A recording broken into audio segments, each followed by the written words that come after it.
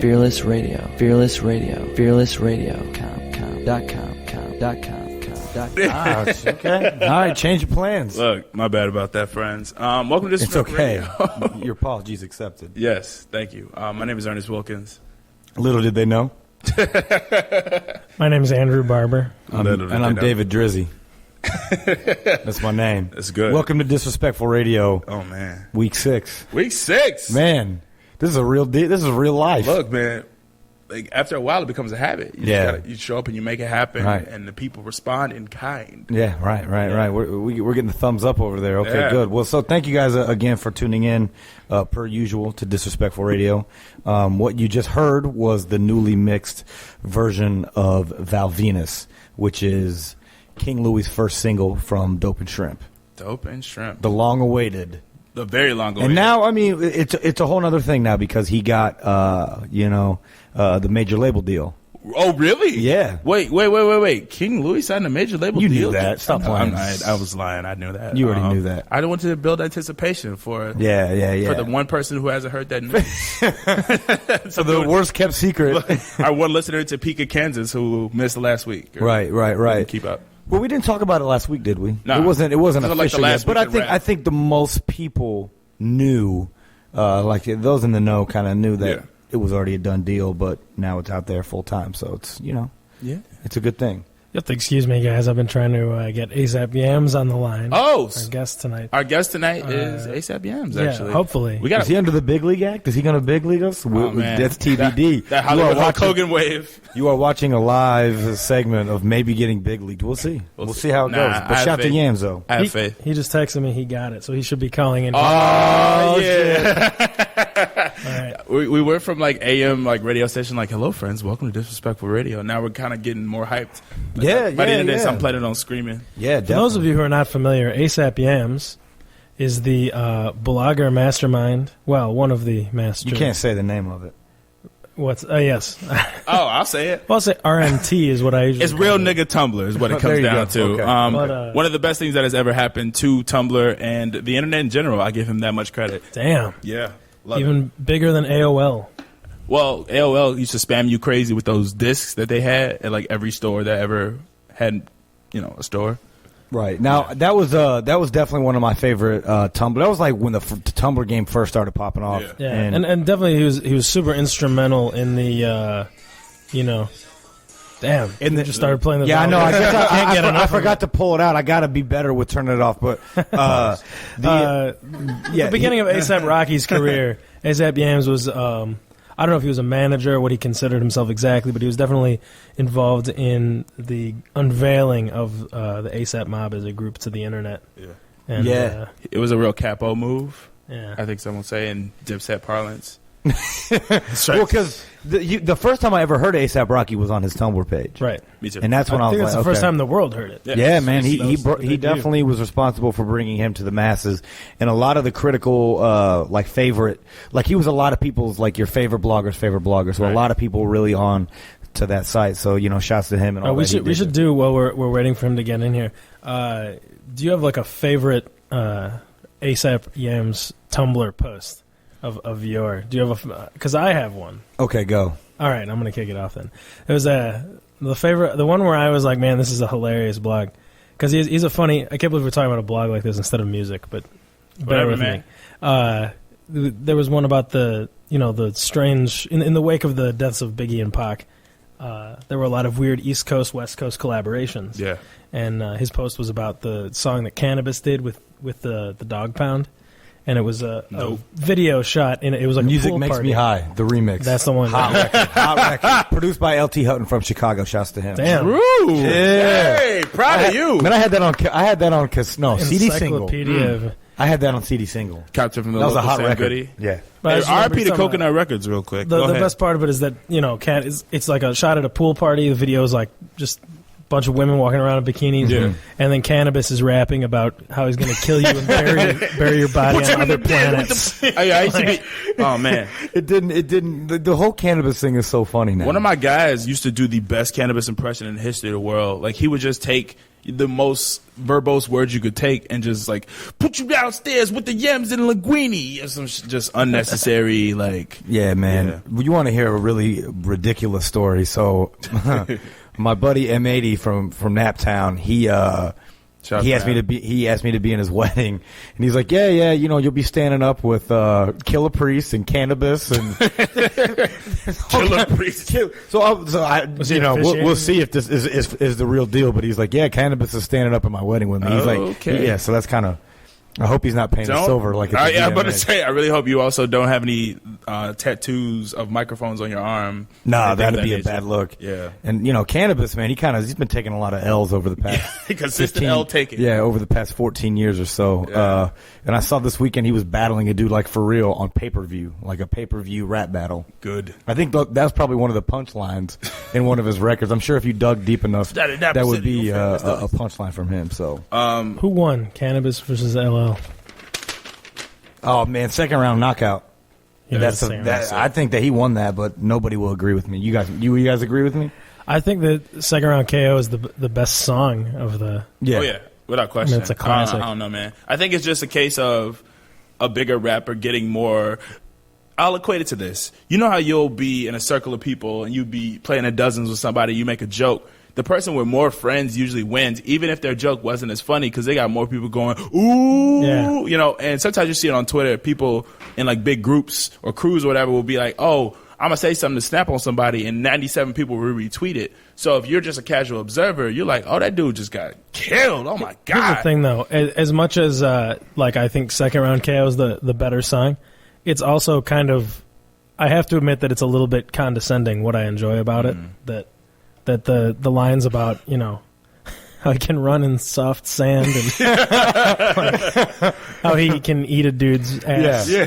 But you ain't got the skills to eat a rapper's ass like me. Yeah. That pause line. No, that's the ultimate pause. That is such a pause. And then 99% of your fans wear high heels. I feel like most rappers would take that.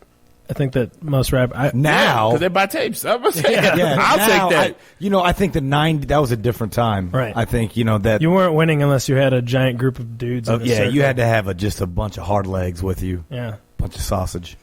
Anything from ASAP? Have we heard from him? No. Okay, just checking in. He just tweeted ASAP. though. Damn, what did he tweet? Something about a link to a video. Yeah, okay. That Josh the Goon talked about. Shout out to Josh the Goon, man. Yams, give us a call. We're waiting for you. Yeah. So anyway. Moving on. Uh-oh. Oh, no? No?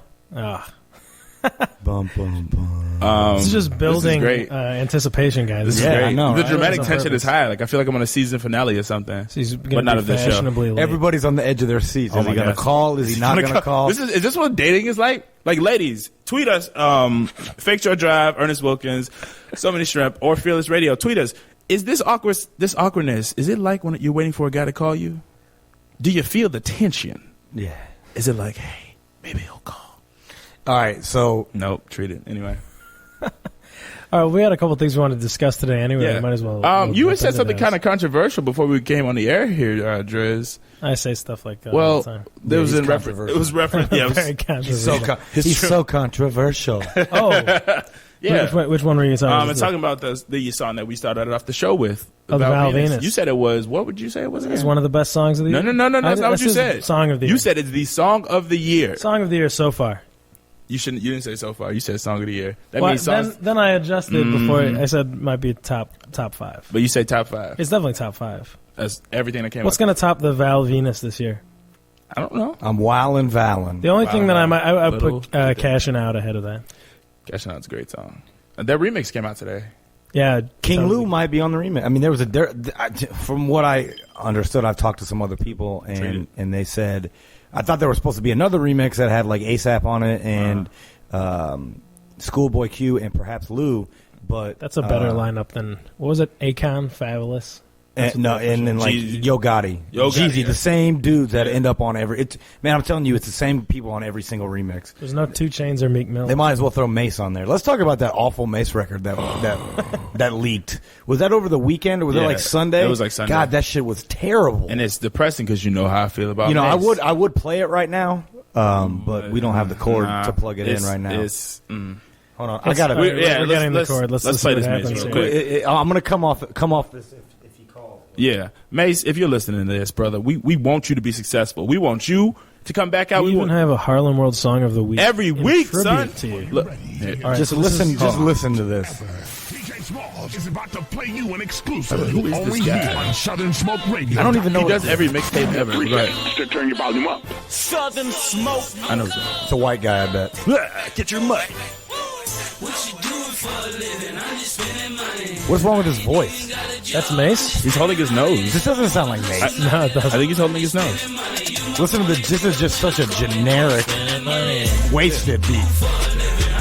This is literally like a weed karaoke. Game time. Hold on, we gotta cut this off. Mace, we love you. Stop playing this whack shit. Okay, anyway, that Mace record was terrible. Yeah. He needs to go away. But Are you calling for disrespectful radio? You're clowning. All right. Here we go. It's time. It's time. The man's here. Our guest of the hour. Guest of the hour. The man. Only 13 minutes late. Hey, dude, you hear us? Hello. Yo, Yo. what's good, bruh? What's up, Yams? What up, Yams? Ain't shit, chillin', kicking like a motherfucker right now in the studio and shit. Man, thanks for calling in. We appreciate it. Oh, definitely, man. I appreciate y'all having me on there and shit. What up, though? Man, Just- just here in Chicago, man, Yeah. you being the number one R. Kelly fan in the United States of America, we had to just check in with you. Yeah, man. Yo, is the homie Andrew there? Yeah, this is him. Oh, Andrew, yo, good looking on them tickets last year. You know they came late. They came late last year, them tickets.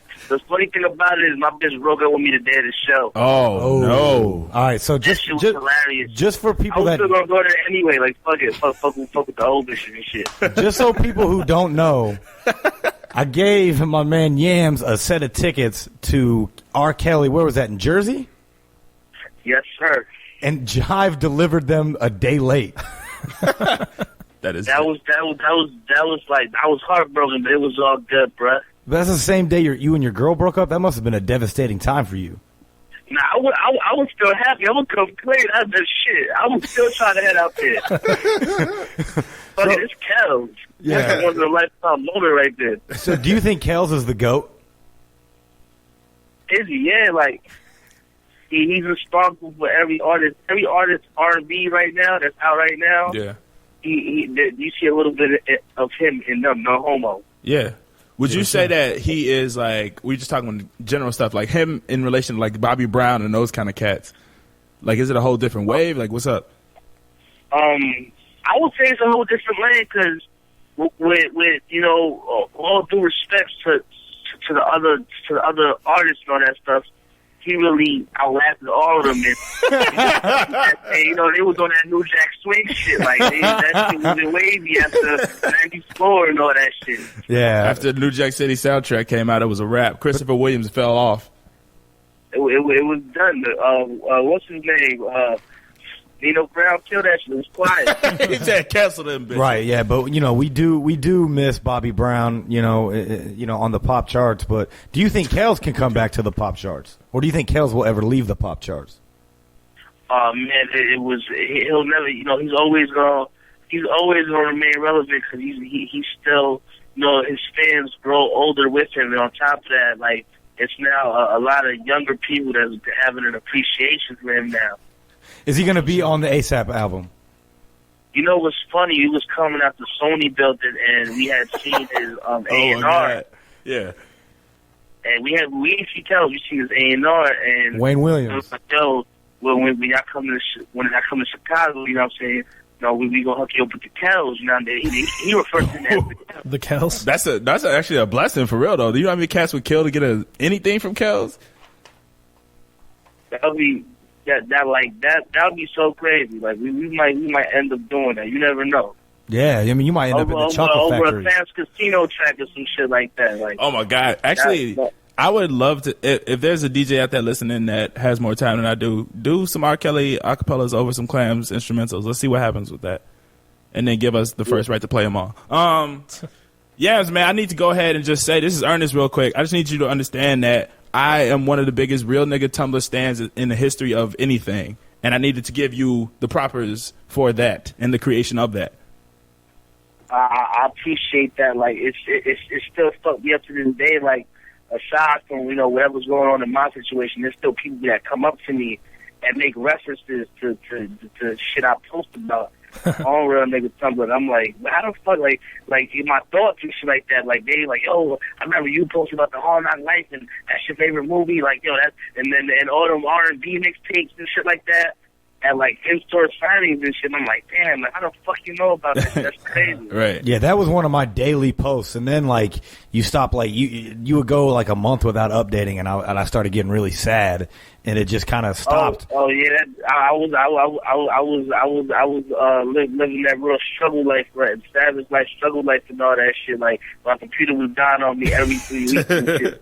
I think I was even DMing you like, yo, where are you? I needed that in my life. Yeah. That played a big role in, in my internet and, what I would read every day. I appreciate that. I appreciate it. I played a part in the experience with the Super Information Highway and all that. So before you called in, we were all going through the list of our favorite posts. And David Drake was talking about his favorite one was the Music Makes Me High remix video with Cannabis, where you're talking about him burying bodies on other planets during at a pool party and shit. Yeah, that's my favorite. That's my favorite of the classic post. Cannabis was definitely his customer of the cloth. He'll hop on an SWV record and start talking about alien fornication and shit like that. Did y'all ever try and get him on an ASAP track? He followed me on Twitter the other day, and it was the happiest day of my life. Or maybe it was, it was Twitter. Who, Cannabis? Cannabis. Cannabis has a Twitter. I mean, it was probably his manager. Let's fuck around, try to battle you, make a YouTube video about you. Yo, you know what some of my favorite posts on RNT, I'll call it that because I can't say it, but one of my when you just used to take screenshots of people's faces. Like you would take like a French Montana screenshot of his face, like looking all serious, and I just used to look at that shit and just die laughing. Yo, like there would not even be any text. There on was it. it was a screen cap from a video, and this is a chick. And she bent over, and Freaky Zeke is like, look at her butt. It's the wildest thing in the world. I know that's too obtuse, but I don't care. I was crying. I was laughing so hard. Yeah. I know. That shit. I'm trying to get a deal right now. I'm trying to like make an app or something like Hood Smileys and all that shit. Like you know what I'm saying? Like with all them facial wavy, majestic facial expressions and all that real prolific. I'm trying to get that deal right now. Look out for that shit. Please. So, do you think? I mean, I know that you have another Tumblr that you run now. Do you think you'll ever bring it back, or will we ever have a return for it? You know what's funny? People always like just all types of people, like even people in the industry, like they're like, yo, you gotta bring that shit back. So I mean, maybe one to this day, I still get bored and just be wanting to fuck around on the internet and shit like that, and just start writing and shit like that. But you never know, it might come back. It might come back one day. I made a post the other day from that account. And people kind of went crazy about it. Streets was... all I did was post he, and motherfuckers like, oh, this motherfucker's bad. That's good, man. You got because that when I met ASAP when he was in Chicago a few weeks ago, and I met Rocky a few weeks ago when he was here, and I was like, man, where's Yams? He's like, Yams, he couldn't make it out, and I was like, man, I just want to tell him how much I love the site. So here we are, publicly stroking you off right now. Yeah, for real. With the blowing smoke up your ass.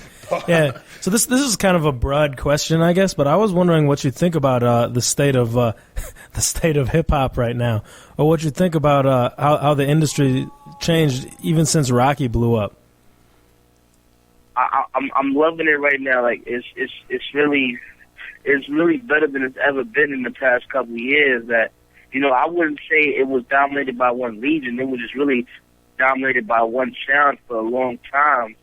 And even when you hear certain motherfuckers doing it, like they would sound corny, like they was trying too hard to mold themselves around that sound. And now you got a whole bunch of grassroots movements coming out, from the Midwest, the South, the East Coast, West Coast, and everybody just got their own separate sound. And it's a beautiful thing right now. Everybody's coming up at the same time, and it's just a lot of young talent. It's the generation that I think rap music was really waiting for a long time. Right. Right. So and, you know, everybody's like, you're shit like that. You know, you don't want to hear nobody, you know, rapping in their 30s, you know, about, you know, stupid young shit for that long. So now you got all the kids that was really, you know, doing all types of shit, you know, listening to all types of music and shit coming up, and it's a beautiful thing. Right, right. That's what's up. I think what's funny is you're kind of the face of the ASAP movement as far as, like, when shit goes sour or shit goes south and people start talking shit on Twitter. I saw you get into it with Mike Dean the other night. What happened there? Man, you know, like, it's like, my whole thing, man, like, it's crazy that he would even come out his mouth like that, because it's like, you know, we went to Houston, and, you know, we got co-stars from the Schooled Up Clique, and, you know, everybody in H-Town, you know, the big dogs, and the fact that he would even say that, but then he would say, you know, I'm giving Drake a pass. Like, I'm like, you know, Drake is paying just as much homage as we are, you know what I'm saying? Like, he's paying just as much as we are. For you to give Drake a pass, like, that's just real some dick sucking shit. Like, I don't fuck with that shit. Right, because he didn't say he didn't say you guys by name though, right? But like it was like at the end of the day, like who's doing it right now? Like as far as that, what he's referring to, right? You know, there's only really one person in the light doing that, and you know, all due respect to him, he's a legend. He did a lot of work, especially with artists that you know I admire from the past. But you know, he sometimes he could you know sit this quarter out and relax your limbs real quick and just chill out, you know what I'm saying? Get a bottle of Gatorade or something. Oh, man. Now, I need to go ahead and just address, speaking of these tweet rants, you went on a legendary one a while back. Yeah, what do you think of Spin Magazine?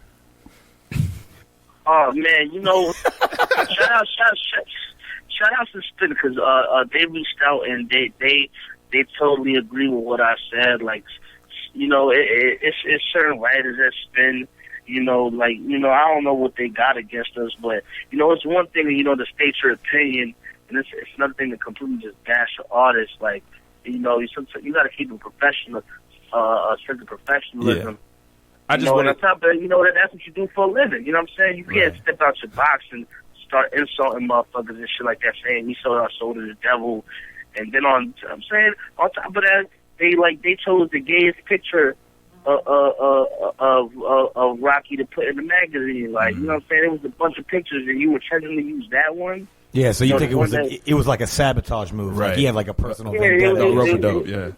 Yo, I won't lie. Go ahead. Sabotage move. Yo, man. You know, a lot of motherfuckers get out behind a pen and paper, you know, a typewriter or keyboard or you know, whatever motherfuckers use nowadays and shit, and try to use their anger out on that. I get props to motherfuckers like y'all, because y'all don't stay in the crib all day and, you know, talk about the shit y'all don't like. Y'all talk about the shit y'all like, and y'all be at the shows with the goons with a suit and tie on, looking very yeah.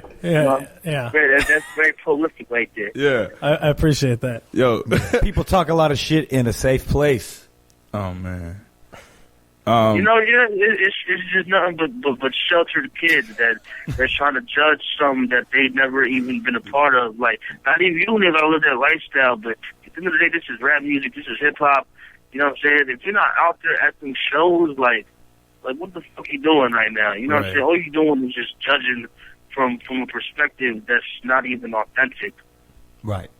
I'm gonna just drop these 3 bombs that you tweeted out because they're not only are they relevant, they're also based, rare, legendary, and hilarious at the same time. You said, and I quote, "Koofies better be equipped with chin straps at the Pitchfork Music Festival this year. Do the people who possess koofies need to get the straps on? Are we good? And when y'all come out here?" Oh man, we gonna have fun. That's all. We just gonna get the people a good show. Yeah, and then you said when I'm done tweeting, I'm gonna go smoke a Newport on my rooftop overlooking Beverly Hills. When you done tweeting, you gonna be serving caramel frappe. I died. Yo, I was having a real sober day. Like when I'm sober, I'm real. I'm just a real. That was the best way. You were like, I stopped typing in caps because I am drug free now. I'm with that. The way. They would have confused him with Katie Got Bands. Yeah. Oh man, that's great. I noticed actually you're a Katie Got Bands fan. Yeah, you tweeted about some of her stuff a couple times. About who? Katie Got Bands. Katie. Oh, I love Katie. I wish that was my godmother. That was my godmother. Yo, I can plug you in with her. We had her on the show last week. Yeah. Oh man, we love Katie. We be riding around bumping Katie, man. Like she got some shit that's just you know a homie could play. You know what I'm saying? Not still questioning stuff. You know what I'm saying? Not no Afro Puffs, Lady Rage types. Yeah, you got to do a track with her next time you guys. Yeah. Who else from Chicago are you guys feeling right now? Oh man, of course, the whole GBE, those are the homies right there. Mm-hmm. Fucking Louis V is he really about to kill him right now. Like that new joint is real crazy right now. Who? Which? The Val Venus? He made a Val Venus reference. Like there's no way you can't win. You know what I'm saying? Making a Val Venus reference, like that's crazy right there. Right. He's doing, it's a lot of motherfuckers doing their thing right now. What's the other chick? It's a gang. It's funny. It's a gang of chicks coming out of there right now. Yeah, you talking about Sasha Gohard? Sasha Gohard and like it's Chicago got this. I like what Chicago's doing because they giving the crowd a whole another side of Chicago that people are really used to seeing. They really expect Chicago rappers to be selling bean pies and shit like that. On a super conscious tip. Look, had a weird reputation for a while. Yeah, it's true. Cloth pants. But they're giving them that young energy, though. And Chicago really needs that young energy right now. Sometimes, the preach shit is cool, but you gotta have a good balance of that. In any scene, anywhere. You know what I'm saying? Right. How do you feel about New York's scene right now? I mean, aside obviously from you guys, do you feel like it's in a good place? Do you feel like the guys that are really making great music are getting coverage in New York? I think we finally moved on from the people that came before us, and we finally stopped making music for the clubs, and we're really just making music for the people that should be listening to the music, and the ones that actually buy albums, because people that go to the clubs don't really buy albums; they're too drunk, so they're gonna forget about the song in the morning. You know what I'm saying? Right, exactly. So, you got a lot of kids right now. You got Esquire, Action Bronson, fucking Church of the Night, Bodega Band. It's a lot of kids. It's a lot of dudes doing their thing right out there. Right. Yeah, and one of the things I did used to enjoy about your site was that you always had like your pulse on these new artists from New York and people that didn't necessarily know about otherwise. Like you were on to French Montana early, and obviously the first place I saw Rocky was on your site. So I take full credit for Gunplay too. Yeah, I would say that's where I started seeing. The first one, you definitely had a lot of, you were kind of like, your favorite blogger's favorite blogger in a sense. So I think the game needs you. I think we need you back out of here. Slim Duncan, you were early on too. I think I remember you writing about Slim Duncan early. Yeah, I think I might unrelax my limbs and put them back on the keyboard one time. Hey, you know what? When we were talking about funny posts that I remember the one time when you were talking about Hell Rail's movie deal. Shout out to Hell. He's in Blockbuster right now, killer season and all that. Didn't he say he was turning down a 6-figure deal because it wasn't enough because he's making movies? Dude, I don't know. That shit was hilarious. That's one of the greatest interviews. Like, he's one of the most greatest people to interview ever. I wanted to interview him for the blog and all that, but it never went through. I wish it would have. That would have been some real just. Because it's like, where did you find this shit? That's what I always thought. I'm like, man, what YouTube hole did you go down to find that shit? I be in the darkest parts of the internet. I be creeping through the alleys and all that, where everybody be scared to go, where all the old snack DVD footage be at. Yeah. Oh, man. You ain't gonna find none of this new wave shit on there. It's gonna be strictly. Just guns and butter. That's it. Guns and butter. Right. And that was like the Harlem. That was the Harlem shit right there. Yeah.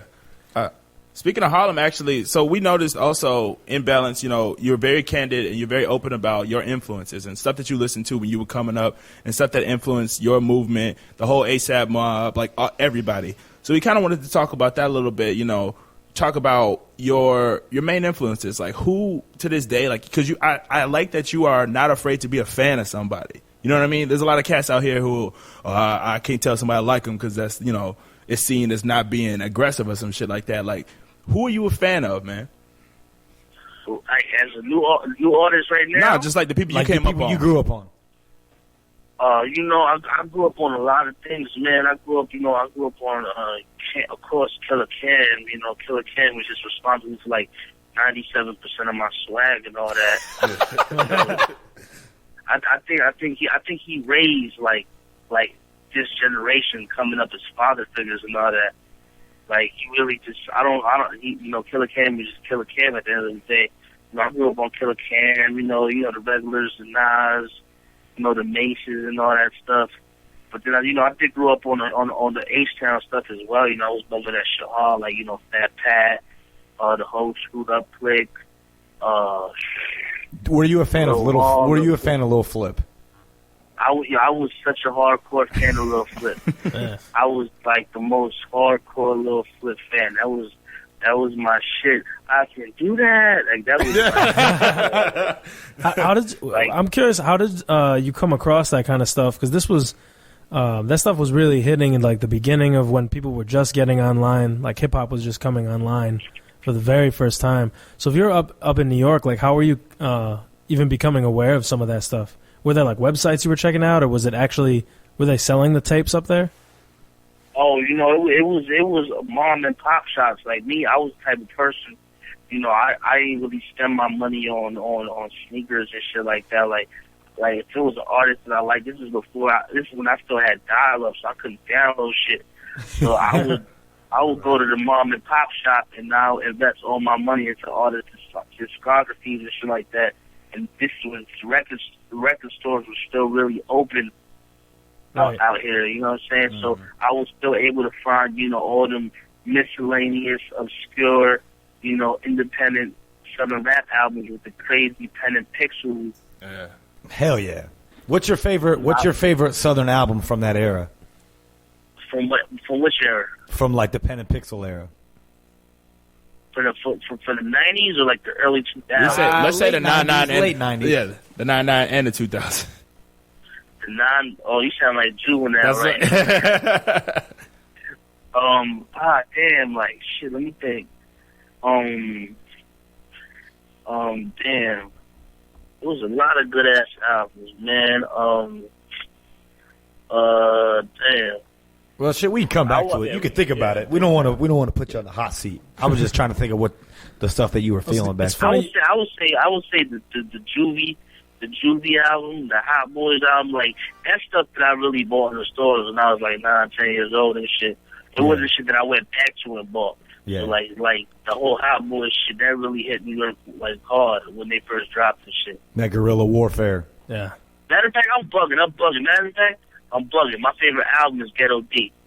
Oh, yeah. Dude, which is a perfect segue because I had to ask you about what it was like meeting Percy when you guys had him out there at Coachella. Man, it was bugged out, man, because he had this one dude. I don't know if it was his little cousin or I don't know if it was a family member, but he was like his goon, and he just had the ski mask on the whole time. It was he in the chiller with the ski mask on, and he was in the cut though, like, you know what I'm saying, like on this Fetro shit for real, like he was really in the cut with the ski mask on the whole time, like nobody seen what he actually looks like, and he kept a serious face, like shit was real. I'm like, oh damn, that's crazy. But you know, P is he was a real good dude. He was a real humble dude, and you know, he really showed us love. He came out, you know what I'm saying, off the love, like showing us a lot of love, and you know, he fucked with us. Yeah, how the hell did you even get in touch with P? That was a very confusing thing. How you get in touch with P? Yeah. It was crazy because my homie 12, he knew a mutual friend that knew P, and I don't know how the whole No Limit conversation came about, but 12, he had suggested it. Next thing you know, we on the phone with P, and he ended up showing up. Like, and he still sounds the same way he sounded like when he was back in '97 and shit like that. Like, he still has the hustle mentality. So, no wired money, just cash. No COD. See, I wish they would do a No Limit reunion tour, man. You all should bring them on the road with you and let them open up for you. You know what's funny? They were supposed to actually do that. Like, I remember reading about that. I don't know. It was an agency. I had seen the actual the router and with all the dates and all that shit, and it was said the No Limit reunion tour, and I think that's when Mystical just came on. This was around last summer and all that shit, but I guess never went through. But I would really, I want to see that. You know what I'm saying? Yeah, I'd fly. I'd fly somewhere. Yeah, for that. I would take a trip to go see the No Limit. Was Silk there? That would be the most. That the Silk Rhymes is sketched in stone inside of a pyramid somewhere. So, would you say your favorite collaboration was the Silk Cameron Horse and Carriage remix? Oh my God! You know what? I hated that remix. Yeah, I was gonna say that shit was so bad. No, there was some bars. Charlie Baltimore, Pun. I don't like Wyclef shit though. I was never really a fan of Wyclef for some reason. Like I don't know, I don't know. It was just an awkward sound. Like even with the Big Pun and Mr. Servon shit, that was a real awkward sound. Yo, the Big Pun and we only have the one chord in the phone. Otherwise, I'd play that Mr. Servon and Big Pun record from NO to New York or whatever. That shit. People forget that bizarre ass collaborations happened a long time before the internet, before Twitter. Even like when Juvenile and Jay-Z did the Ha remix, like even that, I was like, what? Nah, there's even a more bizarre remix.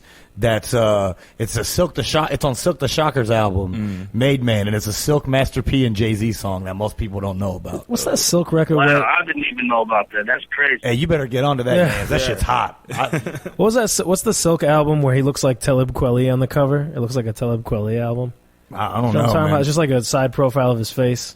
Oh, My World or whatever. My World, My World. I was just say mid 2000s C Murder. I could still C Murder, man. C Murder has one of the best rap songs ever. Listen, 504 Boys, Goodfellas album was the last No Limit album I ever purchased. That was the end. You never got Truest Shit? No. That's a good album. 2000 I'd retired on No Limit, but I went hard body on No Limit from like 95 to 2000. But right. I can't do it anymore. I was done with No Limit when Silk the Shocker. He did that one song when he was riding the snowmobile downhill and all that. With Trina. Yeah, that's cool. Bruh. Yeah. Hilarious. Yeah. So, as far as About It 3, what are your thoughts on About It 3? That was you know that's the craziest. That was such a crazy song to me. Because it was done in a neighborhood I used to, really be at. And he even shouts the block out. That was Cameron's first bars on the song. And that song really hit home, and the fact that he did it with Master P. And a lot of people really don't notice that, Dipset really set the precedent for for these kind of things right now. Because you had Jim. He was his first single ever was a remake of the Easy classic. Yeah, he was Certified Gangster. Doing songs. He was doing songs like "What You Drinking On" and crunk music, and he was catching some backlash for it. But even Pimp C said it. It was like, I fuck with Dipset because they ain't complaining about this South shit because they out here getting money. Right. The Game was in it. That was the first time anybody saw The Game. I feel like that was it. And he was eating cereal. Yeah. Jim was eating cereal in the store. That was he was eating Fruit Loops with the house shoes on, bro. Like that was a real classic. Now, did you know the Dipset guys before you guys blew up? Had you known them or? Oh yeah, I used to actually intern for Dipset back in the days and stuff like that. I was doing the regular, fetching coffees and organizing. I was pretending to beat them on MySpace and shit like that. Yo, what the fuck was that like? It was fun though because I had access to their MySpace, so I used to plug my page in. in the bulletins and all that shit. So I was getting hoes off that shit for real. Yeah, I believe it. So like 40 cal would be like, yo, Yams, go get me a big Texas or something like that. Yeah. No, not 40, never 40. Did Hell Rel, did you get a first right look at the Salute Me or Shoot Me mixtape cover with the bullet mouth that Hell Rel had? Was that the one? I when I saw that, I was like, wow, that's really he got the futuristic grill in his mouth and all that. Yeah. Like he was really setting trends with the bullet grill and all that. Like I couldn't.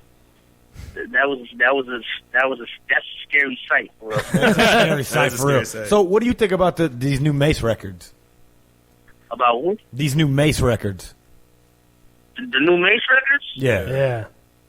Mace is always gonna be Mace. Like I can't even be mad at Mace for ever coming back and going to the church because that's Mace is like I can't really Mace never really put himself out there to be a tough guy or to be this kind of person. So when he comes back, I'm just like, all right, that's cool. He had the Mr. Rogers thing going on at first. with the welcome back shit, with the bent up Brewers. Then he had the aerobic song. What was that? Breathe, stretch, shake. Breathe, stretch, shake. Breathe. He was giving instructions and all that shit on that song. That was crazy. It's a Tybo song. Yeah, shit like that. It's that workout plan. So did you ever drink the what was that drink that Dipset put out? Scissor. Oh, there's really poor branding on their part. Did you ever have to drink that? Or did you ever get a chance to drink that, I should say? Wait, drink with the scissor? Yeah. The scissor, yeah, the drink that Dipset put out. That shit tasted like, that shit was not enjoyable. But when it first came out, everybody in New York was drinking that shit. Right. You can't tell me. It was, and it's some real embarrassing shit nowadays, you know what I'm saying? Because that shit is equivalent to a hypnotic bottle, you know what I'm saying? Yeah. Like, no grown man should be drinking anything that's not clear or brown, you know what I'm saying? That's too many pastel colors in your bottle, bro. Like, but I drank it, it tastes exactly the way it's supposed to taste, like alcohol mixed with cough syrup and shit like that. So that's what it tastes like. Yeah, I never did find that on a store shelf anywhere. Yeah. But they acted like they were caking off of it. They act like they made a bunch of money on it. They still sell it, though. I think they sold it to somebody, and they still sell the bottles. Like, I don't know if they sell it anywhere else, but in New York, in certain liquor stores, they still got those bottles of scissor. I might actually buy you one and sip it off over there. Yeah, I would appreciate that. That would be a blessing. I need to ask this question. Yams, my brother, who is the white girl in the Purple Swag video? Oh, my God. That's the question we get asked. I'm going to say that her name is Anna. Yeah. That's the homie. Yeah. And we don't know where she's at right now. She's somewhere. I don't know where she's at right now, but I hope she isn't getting, attacked in public, anything like that. Nah, I think it's the opposite. I know Cass was trying to propose. Were people mad at her? Oh, because she was mouthing the word nigga and stuff? Maybe. I don't think. But she's really like that, or she's really a hood ass bitch. Like she's a hood ass bitch. I would just say that. Yeah. She'll knock a bitch out. See, but the thing is though, a lot more people I feel like weren't outraged. They was trying to wipe it. I had cats like, we gotta find her, man. Like. Oh my God! Yeah. I can't really put my stamp of approval on that. All right. So I know that you were like heavily involved with creating, choosing the tracks and everything for the last ASAP Rocky record. Are you still pretty heavily involved in the creative process for the stuff those guys are putting out? Oh yeah, most definitely. Like that's the beauty of being our situation is that we still have creative control over everything we do. We still maintain the same sound. I'm not gonna lie, like our sound has grew a lot more, and the format is changing, but it's not on some commercial shit. He's still keeping that same gutter ass sound that we had on, the last project and all of that stuff. So people won't even gotta worry about, we gonna be doing tracks with motherfucking Tyrese and shit like that. It's all good. Yo, I would like to see a Tyrese ASAP track. I think Tyrese Tyrese. collaboration with me. You mentioned Tyrese collaboration with Yo, me. you had that on the blog. You said he was walking out with a sleeveless sweater on or some shit like that. Oh yeah, I've seen him one time. He had all white on and all that shit. And I said, yo, I seen him. I said, yo, Tyrese, what's poppin'? You got all white on right now, fan.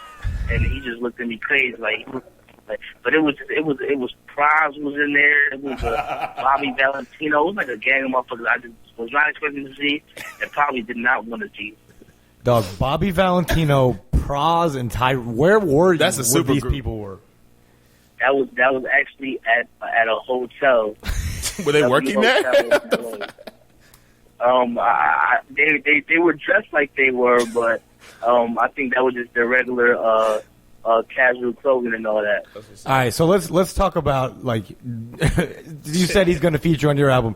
Let's talk about a dream album for Yams. Who would be on the Yams project if you could just grab anybody? I would have a collaboration with Kells and Bobby Brown on the ad-libs. That's the anthems. And I would do that for 12 tracks straight. That's it. If it ain't broke, don't fix it, right? That's a hit. That's it. Call it Thug Poetry. And you got an album right there. You got an album right there. That's gonna be the first album to go diamond and since Country Grammar and all that. I'm going. That's what's up, man. Yeah, I'm going on that for sure. So, did you happen to read the article about Chuck Wilson, the LA Times, and the Tupac versus Biggie thing yesterday? No, I wasn't in the loop on that, but please bring me in that loop, no homo. So that dude Chuck, was it Chuck Phillips or Chuck Wilson? Chuck Phillips. Chuck Wilson was in the.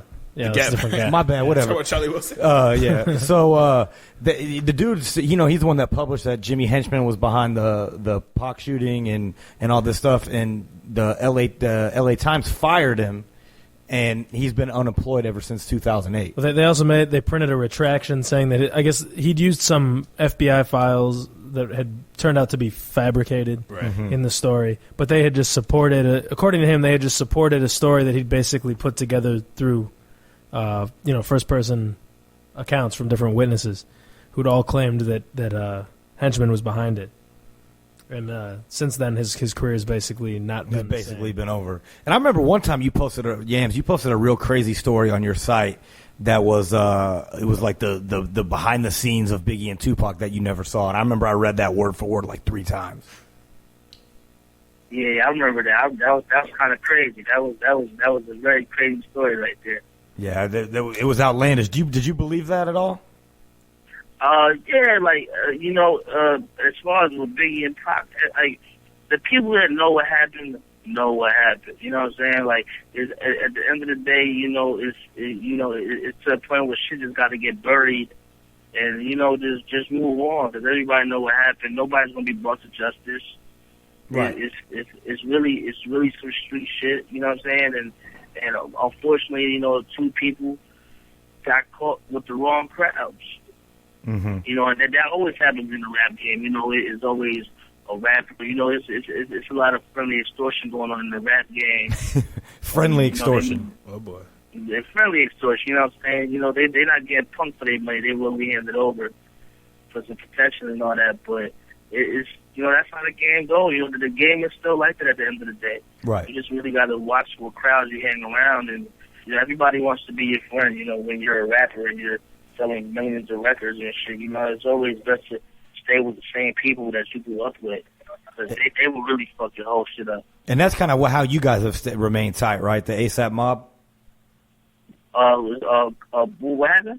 No, I'm saying you guys remain tight that way. Like everybody in your crew is crew. Definitely. Like we don't really let anybody come in. It's still tight right now. No homo. You know what I'm saying? It's just gonna be us. Like till 93 and infinity. For me, like. Right. So what about like the altercation that happened at South by Southwest and things like that? How have you, has there been a backlash from that? Have promoters been scared, or has shit even gotten better since then? Thank God people saw the whole shit, because it was obviously, you know, it was 3 a.m. We just got off after, you know, a band with a fan base that really isn't familiar with our music, and they just wanted to be assholes. They were drunk. They were probably going off some ecstasy and shit like that. Mm-hmm. Some fun boy drugs. Yeah. You know, hit a couple slopes before that, you know what I'm saying? But they saw what really happened. We try to be respectful. And, you know, at the end of the day, everybody's all human, you know what I'm saying? If it was Styles P, you know, he would have jumped in the crowd off rip, you know, and started letting motherfuckers, you know, choking motherfuckers out with a do-rag strings and all that shit. I'm picturing like Capone jumping in the crowd at the tunnel after someone spilled a drink on his coat or something. Yeah. Was that? I think you posted that video too. You know what's funny? Back in the days, speaking of Capone, what they would do is they would perform on stage and they would have their whole entourage, not on stage, but in the crowd pretending to be fans.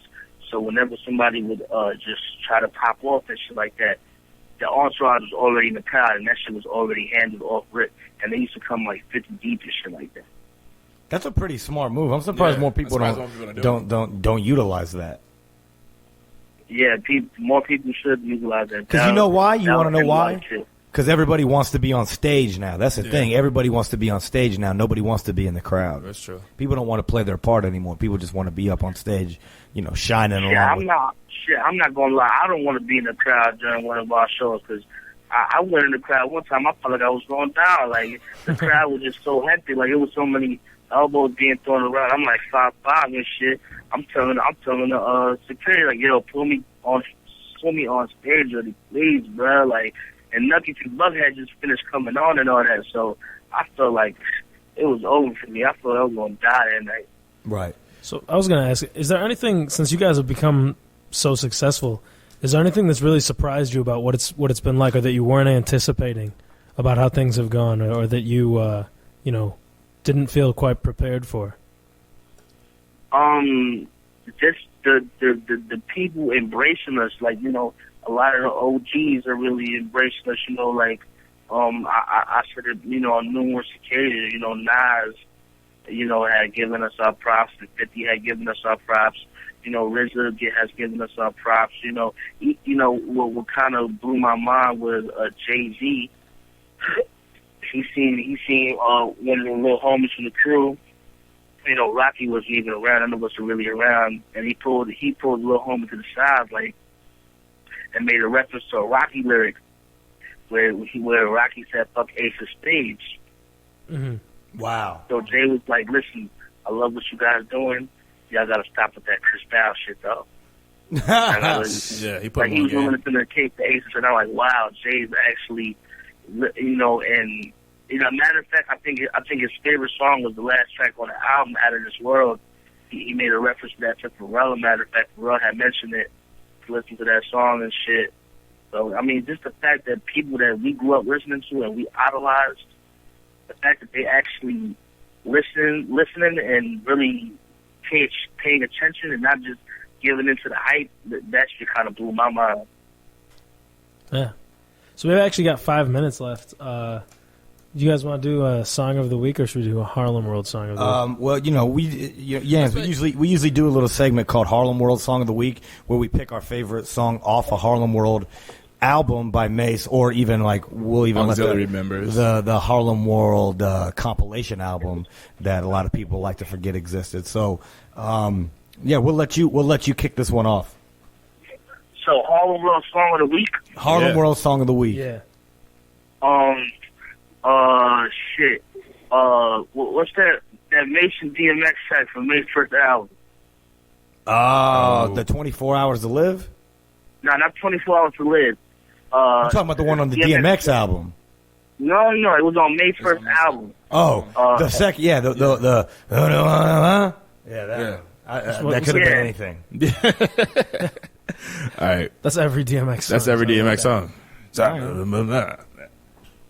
We got it. Which track is that? We can't plug it in. Oh yeah, that's true. Well, she can play it on that. We can play it. We can play it. We can stream it though on the YouTube over there. That's most definitely not Harlem World record. Nah. You just pulled up the. Hold on. What did she just pull up? The you pulled up. No. I really like it, Look. dog. They just tried to pull up the I really like it on. Yams, what are your thoughts on I really like it? I'm not gonna lie, that song was my shit when I was a kid, though. Man, Mace had some good moves in that video. I'm not gonna lie, man. He was kind of Now, smart. they all have some very impressive. Yo, I tried to play it a couple weeks ago, and they treated me, man. They made fun of me. I didn't treat you. I like that song. I made anyway. They have some very cozy leather suits on and all that. Did you ever know Mino? I met Mino, matter of fact, because my big homie used to work at Priority, and I met Mino at a what was that shit called? It was a barbecue spot in Harlem, literally a month ago. I had met all the vacant lot dudes. It was a group called the Hot Ones. They had a song with Cameron back. I remember. Yeah, I remember the Hot Ones. Yeah. That record was crazy.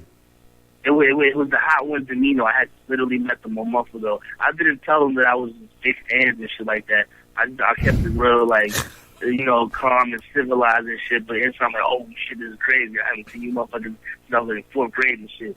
The Hot Ones. What was the name of that record? Good Morning America or whatever?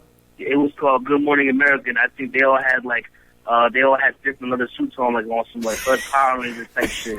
They were all on a stoop. It was from that vacant lot album, the Dame Grease album. Oh I think it was called Live on Lennox or something like that. Bam, exactly. And they were all sitting on a stoop in their different colored leather outfits. Man, that shit was cold.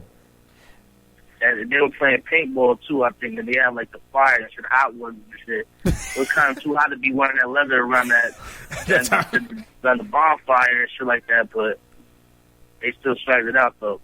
that's what's up. Yeah. Well, man, I'm excited. To say this has been a pleasure has been an understatement, man. This has been great. I appreciate your time, homie. Oh, definitely, bro. Likewise, anytime, just fucking whenever, just hit me up. I'm down to call and talk shit anytime, bro. Yeah, we'll see. When will we see you guys in Chicago next? We actually, I can't reveal who's on the tour yet, but we're actually planning a big tour this September with personal artists that we fuck with and we really admire and listen to. And I promise you, it's gonna be like the Hard Knock Life tour on crack. Wow. Okay then. It ain't gonna be. Are you gonna fly in on a chopper like the? Is that what are you gonna? We might do the Bobby Brown and Thug Lovin' and all that. We might Stepping out the copter with the bucket on. All we need is a stage, we might dog. hop out the helicopter like Bobby. Oh my God! I'm sorry. So I gotta ask, what do you think the song of the year is so far? You can't choose anybody from your crew. What was your favorite song of the year? My favorite song of the year, it would have to be Schoolboy Q and with Alchemist, My Homie, or it would have to be Kendrick Lamar, Cartoons and Cereal. Them TDE dudes, them motherfuckers got shit locked right now. Definitely. Hell yeah, yes, they definitely. do. Yeah, they're killing Yes, they right do. now. All right, man. All right, well, thank you. It's been a pleasure. And you guys will be out here for. Go ahead. Sorry. As far as making an impact, I would say that Chief Keef 300 is probably one of the biggest records this year. There you go. Yeah. How did you get turned on to that? One last question. It was actually through Andrew and David. A matter of fact, I still visit their website daily, and I think we were actually still on tour with Drake at the time, and I had listened to it. The first track I heard was DJ Ken Drake, Who actually just DJ Ken just tweeted me and told you to say what's up to you, by the way. Oh, shout out to the homie DJ Ken. That's the homie right there. You gonna hear something soon from us with DJ Ken, for real, very that he got some next level shit for real. But we were on the Club Paradise show with Drake, and I heard Aimed at You and Bang. That was the first two tracks I heard. And 300 came out. I was playing that in the back of the tour bus, and everybody just come to the back like, yo, what the fuck is this shit? And they was going crazy, and after that, they was listening to that shit every day on the bus. And we got this thing where we played with songs we fucking with at the time after our set, and we would jump in the crowd and fuck with the people and shit. And that was the first song we played at all of our shows. You know what I'm saying? The Drake fans weren't really prepared for that. Fuck it. Yeah. All right, man. That's dope. Well, thanks again, man. Appreciate that Yeah, love. we'll definitely have to have you back on again sometime in the near future.